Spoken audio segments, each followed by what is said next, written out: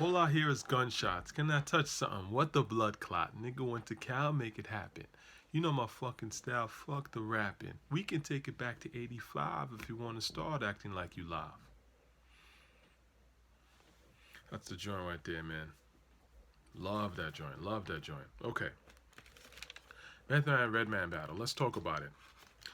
Got my notes here because it was a long night. I was actually surprised at this battle because at first it started out a little meh to me, but it got pretty amazing actually as the night went on. So we'll start at the very beginning, track for track. So they kind of didn't battle, which in a way was expected because I mean these guys have done so much music together that they're practically the same rapper, just in terms of brotherhood. But what's so interesting about them is that even though they have some commonalities, they're also very different, even personality wise.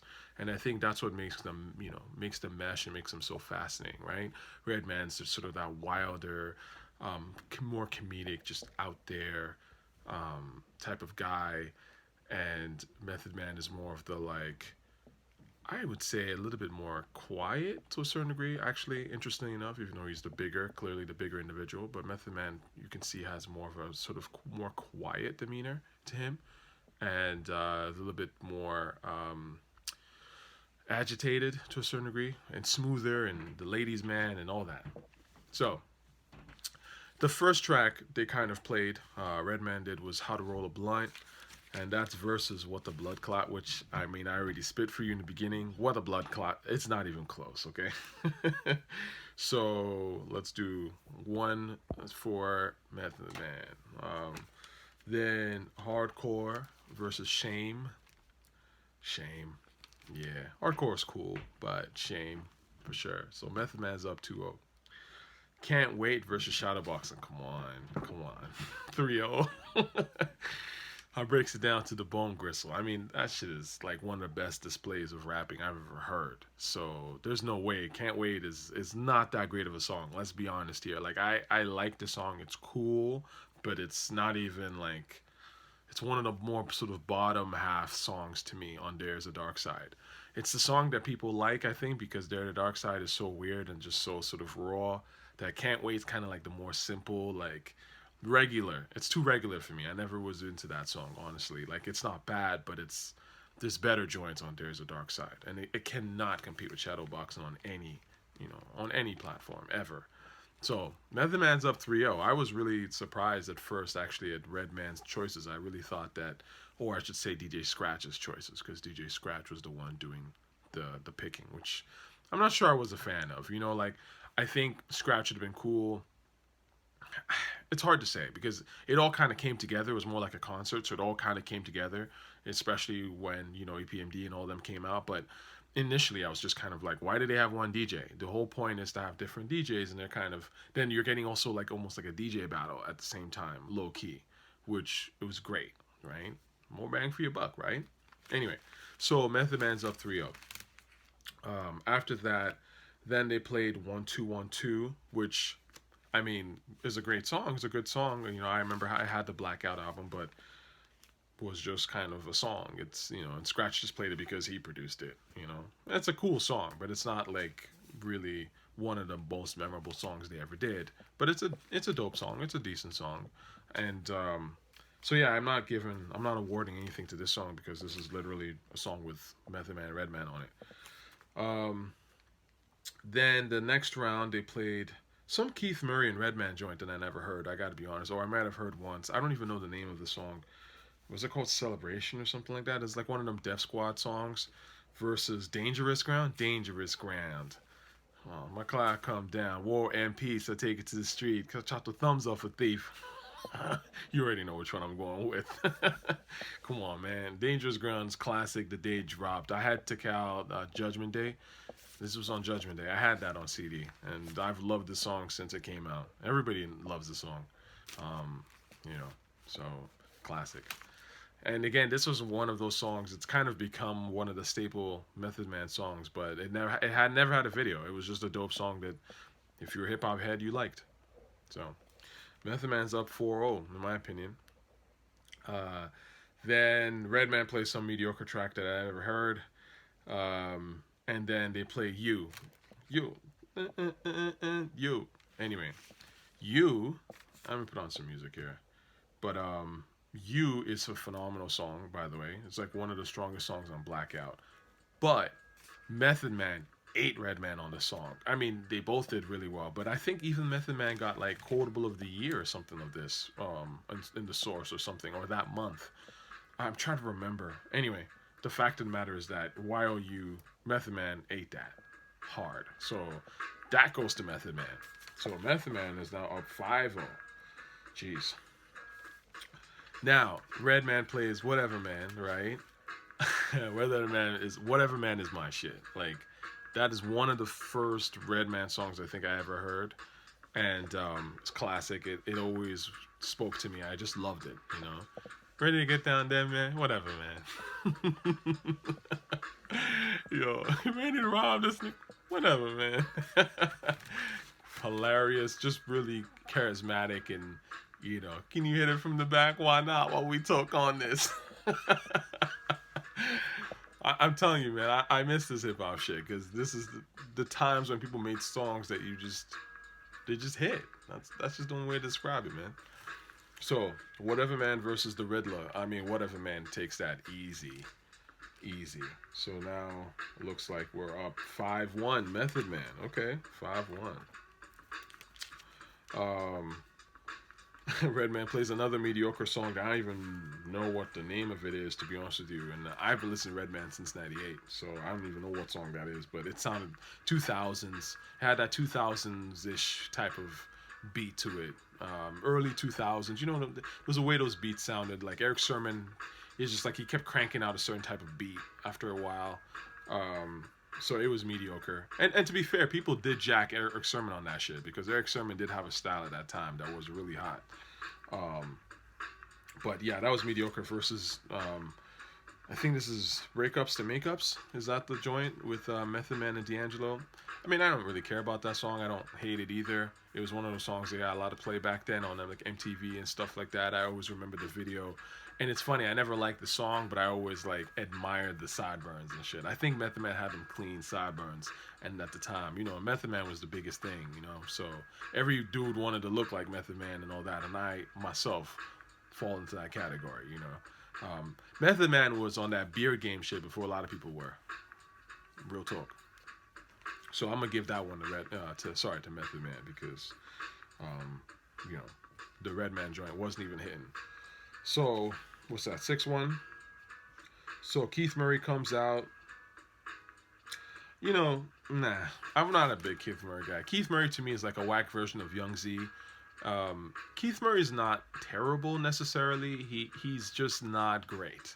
He's average to me, even sometimes a little bit slightly below average, but he's average. He's like, you're not gonna get something horrible from him, but it's also like, you want to hear it from other people on a song, but again, not the worst rapper ever by any stretch of the imagination. He's, his verse on Special Delivery Remix was pretty good, and it was cool, and the rhyme was cool too, the remix with JD. So he has some stuff, I guess, but I was never a big Keith Murray guy, to be honest with you. So Keith Murray comes out and does his like little thing, which, whatever. So that doesn't count for anything. I guess if you were to compare it to Big Dogs, which is what they played after that, I mean, that's also Method Man Redman cut, which again was on Blackout, which is a great CD. Underrated CD, I would add. I don't know if I'd call it a classic album, but it's certainly a very strong album. It's a strong album from both of them. So yeah, there's nothing there, I guess. That's not even, like this thing wasn't a battle. It was just like a concert. And so yeah, there's no points there. So then I guess Redman picks Got My Mind Made Up. I guess we'll use that for his round. Great song. One of Pac's best songs. Easy. And yeah, Meth got him on that one. So and then Meth did Wu-Tang Ain't Nothing to Fuck With. So Method Man gets that round easy to me. So we're at 6-1. And that's kind of how things are at halftime. They take a little break. I don't really remember what Scratch did. I think he played a couple of joints or something like that, but whatever. Then they come back, and Method Man starts off with the What versus Redman Pick It Up. Now, in real life, would I rather listen to the What or Pick It Up? Pick It Up. Personally, I prefer Pick It Up as a song to the What. I like the What. I like, it's a good song, but it's not like one of my favorite songs. It's actually, to be honest with you, one of the not so interesting songs to me on Ready to Die. But that's just taste. I'm not gonna say that's a bad song because it's not. It's a phenomenal record. But I prefer other joints on Ready to Die, and I actually prefer Pick It Up if you asked me. But Redman played some whack version of Pick It Up, which I didn't understand. He was like, it had like some dancehall thing, and he was playing around with it. So nah. So in the moment, Method Man gets that one for sure. So 7-1. Method Man then picks Round and Round versus Superman Lover. I mean, I didn't care about this round. I got to be honest with you. Round and Round got a lot of play back in the day, MTV wise again, but not among the hip hop heads. It was more of an R&B-ish type of record and stuff like that. You would hear it at clubs every now and then. Not a bad song, but again, not a song that I care about really. And then Superman Lover, never really liked that song, to be honest with you. I'd have to go back and listen to it. Like, I don't really remember much about it. So, that's a tie. Sure, that's a tie. Now, Method Man picks a Tiana Taylor joint, and Redman picks a Serial Killer joint. Serial Killer, I prefer the Serial Killer joint. I love the Serial Killer song. Redman has a song where niggas scream out, "It's just us bitches." Classic. Classic. They're both, fantastic songs. Well, I should say Serial Killer is a fantastic song. And the Tiana Taylor joint is actually okay, but I mean, I would pick the Serial Killer song. And just because I think Redman has the more memorable line on that song, I'll give it to Redman because I'm struggling to give Redman some points. So let's give Redman is now 2. So it's like 6 or 7-2. Let's see. Yeah. I wasn't really feeling a lot of Redman's choices. I thought that his choices were just not it. Then Lords of the Underground comes on. Now, again, I'm going to say some blasphemous shit here, but I never liked the song. Whatever the song is, was it Return of the Funky Child or something like that? I never cared for the song. It always struck me as like really 90s. Like, that's a song that's dated. Now, the opening saxophone or trumpet, whatever that is, that however that song starts, that shit's genius. And I think that thing alone makes the entire record, which is why anyone cares about that song maybe today. But obviously when French Montana took it and made it into something else, like, that's the one part you pick.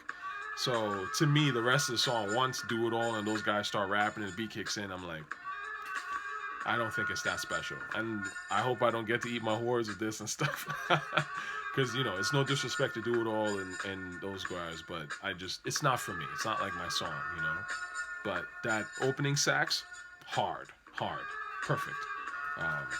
But that's not the rapper, right? That's not even so much of a producer thing. They found that. I don't think they even made that. That's a sample. So, yeah, not a fan. Method Man picks him and some Street Life joint, which was okay. I think Havoc did that beat. It's all right. But Nutshell is better. Redman picked Nutshell. That's a better song for sure. And I think Redman did well on Nutshell. So I give that one to Redman. So now we're at 7-3 or 6-3. I don't remember. But the point is, Method Man is still ahead. Now, Grand Finale versus 4-3-2-1. So Method Man is on both songs. Again, this is the thing to me about these selections that make no sense, because a lot of times Method Man was on both of the songs selected and Redman wasn't. So it kind of looked weird on Redman's part, if you ask me. So yeah, I mean, obviously that round goes to Method Man because it's just Method Man all around. And with 4-3-2-1 especially, even though they were both on it, I would argue that Method Man had the more memorable peasants. Like, people remember, even the video. Like, it was like, he came out with the mummy and Method Man had the first verse and stuff. So I think that Method Man took that. So, 8-3.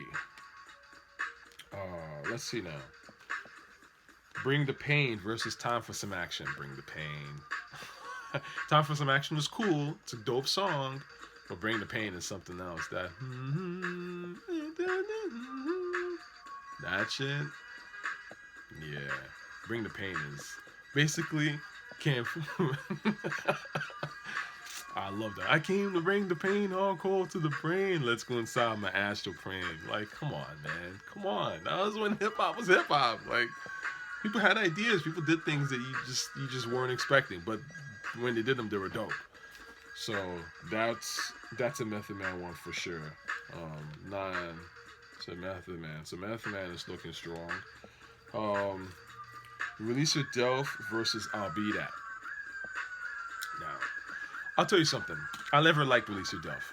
Honestly, there was something about Release Your Delph that just never spoke to me. And I think it's a decent song. Again, this is not a whack song, but I always found something off about it. I don't know if it was like whatever her name is, Blue Raspberry singing on it. It was just a little much. Or the beat wasn't as captivating as I would have wanted it to be. It's hard for sure, and it has that.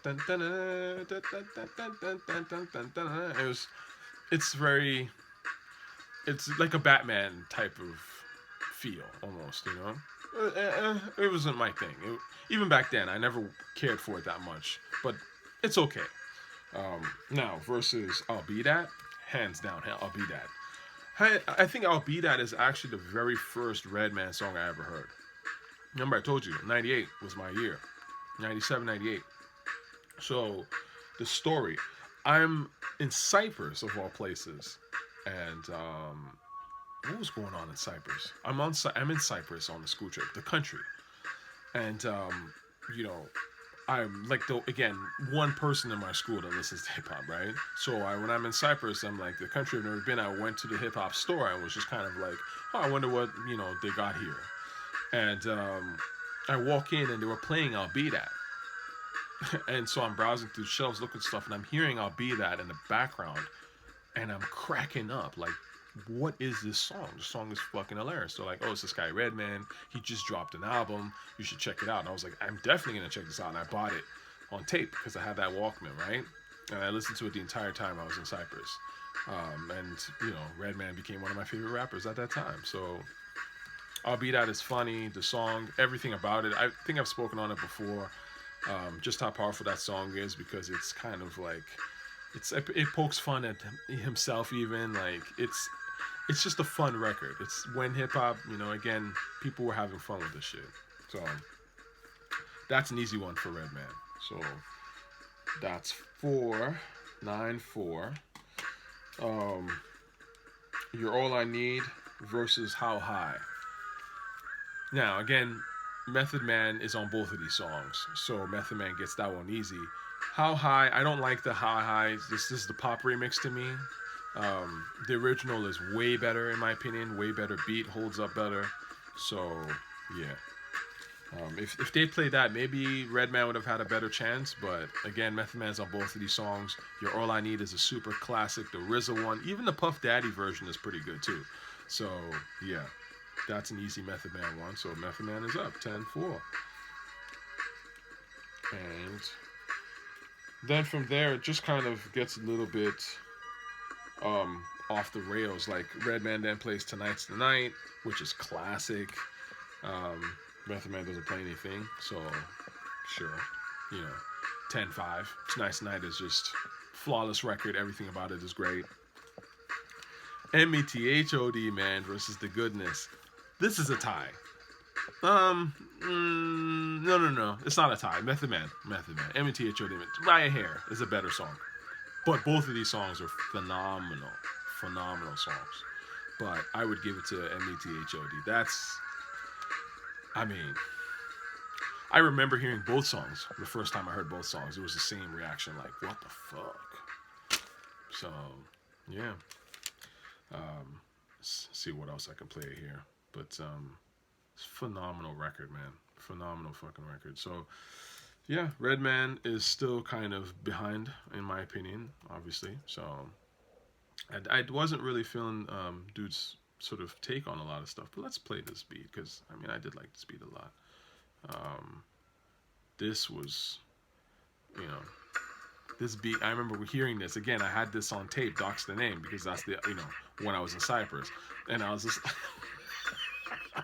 stupid, stupid. And Redman did that beat. That's what I'm saying, man.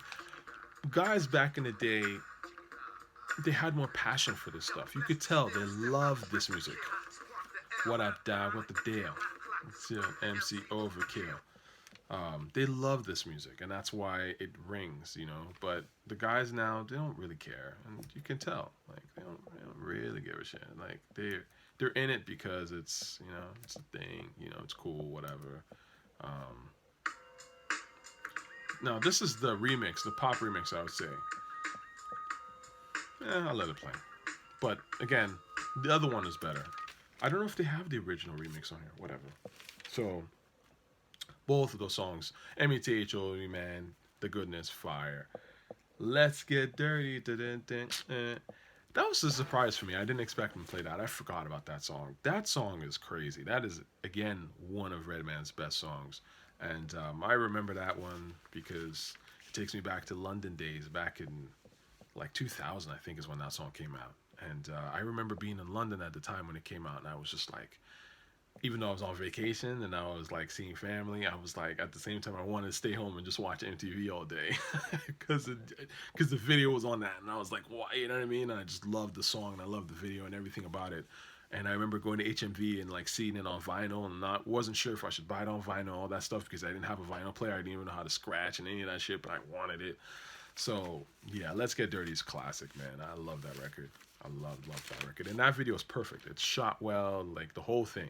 Again, another perfect example of why this hip hop thing is nowhere near what it was before, because the energy isn't there.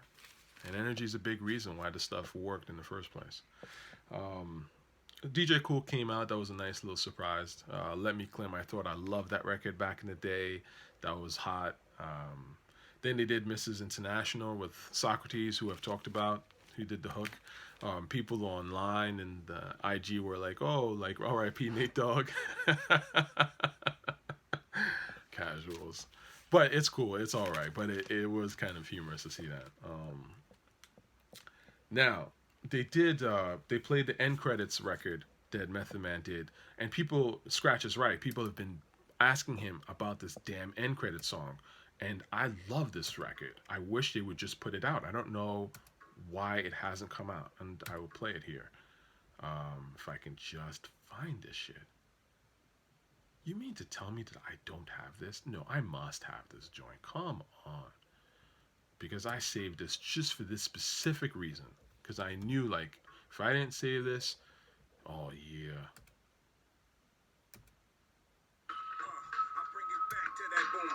Original gun claps and the moon's black. Now tell Stella this is how she get the groove back. Way before the source, my main source was the move packs. That beat, one. It sounds like one. It sounds like a RZA beat to me. But this shit is hard. Hard. This is like my favorite Method Man song in years. Can't pursue it. The way he did it, cool. So I'm glad that they played that. That was a present surprise. Redman and K Solo. That was cool. Headbanger. I was never crazy about that song. It's cool. It was great to see EPMD. I love EPMD, but Headbanger was never really my thing. I gotta be honest with you. So What You're Saying, now that's my shit. That is my joint. I have a little story, but I remember.